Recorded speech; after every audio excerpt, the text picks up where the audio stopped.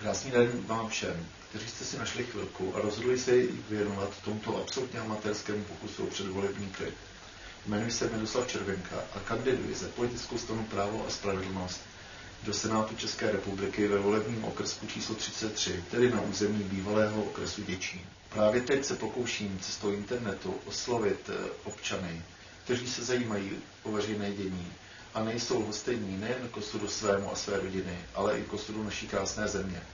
Tuto netradiční a pravděpodobně i průkopnickou formu volím především proto, protože se domnívám, že bych byl v ostatních možnostech, jak oslovit voliče, znevýhodněn oproti kandidátům etablovaných politických stran, neboť jednak kandiduji za malou politickou stranu a z druhé strany mé názory, vize a ideály jsou z těch, kterým není nejen u nás, nýbrž i v celé socializující se Evropské unii poskytován dostatečný mediální prostor.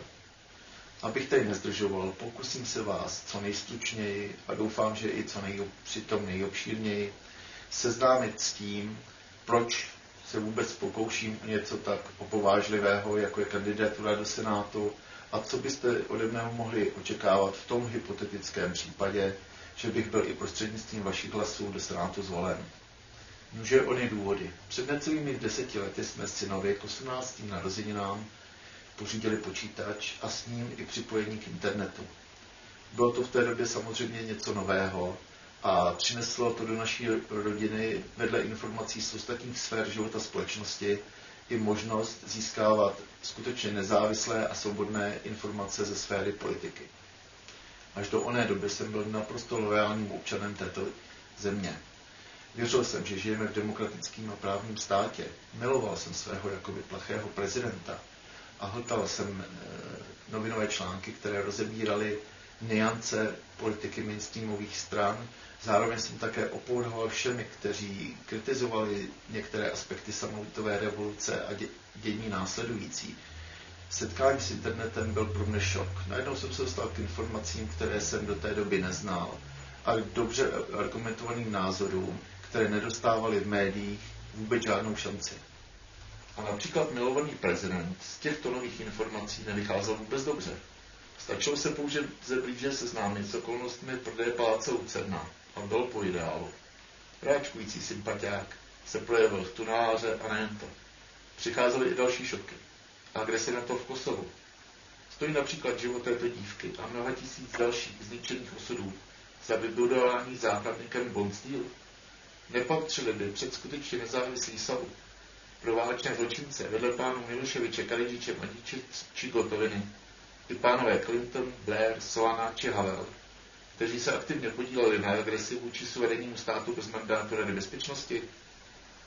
Další ranou mé tehdejší politické prostotě byla neskutečná ubohost mediální scény v době tzv. Vánoční krize v České televizi. Tehdy padly poslední iluze nejen o demokratickém a právním státě, ale zejména o nezávislých médiích. Najednou jsem si uvědomil, jak jsem byl naivní, když jsem všem výše popsaným ujišťováním věřil. Z poznání přišla i zlost na všechny, kteří mne ohlupovali a pokouší se ohlupovat dodnes.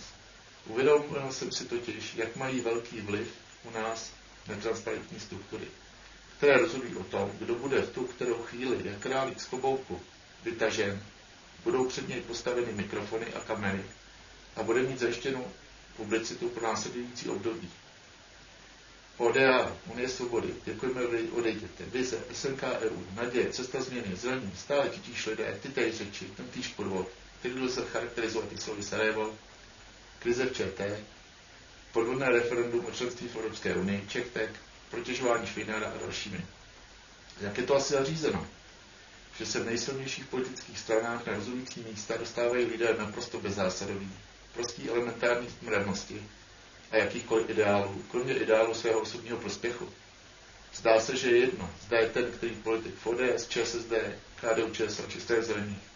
Všichni před volbami bezostyšně lžou a po volbách je jejich jediným hnacím motorem pouze vlastní prospěch. Až to vypadá, že základním předpokladem pro místo ve vrcholné politice je vydíratelnost. Tedy možnost kdykoliv toho, kterého politika osvědčit z nějaké věrolnosti, švindlu či podvodu. A co teprve nastavení neuvěřitelně nespravedlivého systému předozdělování společenského produktu. Ždímání manuálně pracujících. časté nevyplácení mezd a oproti tomu nemravné zisky vyvolených. Mezi něž patří samozřejmě politici. Stačí zmínit směšné ceny v parlamentních restauracích, neuvěřitelné nízké náklady na cestování po světě a vysoké na cestování v rámci zaměstnání. Dále zaměstnávání rodinných příslušníků, podivnou imunitu a tak dále. Z politiky jsou úzce spjatě i šíbři typu bývalého ředitele České televize Dušana Chmelíčka. Ano, jaká to náhoda. Ona o tom média nepíší. Právě toho Chmelíčka kvůli němuž vznikla tzv. Vánoční krize v České televizi. Syna to Judra Antonína Chmelíčka, plukovníka STB a krajského náčelníka SMB ve Středočeském kraji. Jakou asi měl tento mladý kvalifikaci na to, že se v pouhých 25 letech stal generálním ředitelem České televize. A je to právě on, kdo byl odsouzen spolu s ministrem Mlynářem k nepodmíněnému trestu za čachry na ministerstvu informatiky. Doporučuji vřele srovnat přístup médií v této kauze a v kauze ministra Čunka. Jehož se tímto vůbec nezastávám. Vadí mi pouze ona disproporce přístupu k oběma kauzám. U něho naši investigativci pátlají 10 let dozadu, kde mohou co zašantročit. Jaký to kontrast s kauzou Mlynáře, který prokazatelně trestný čin spáchal.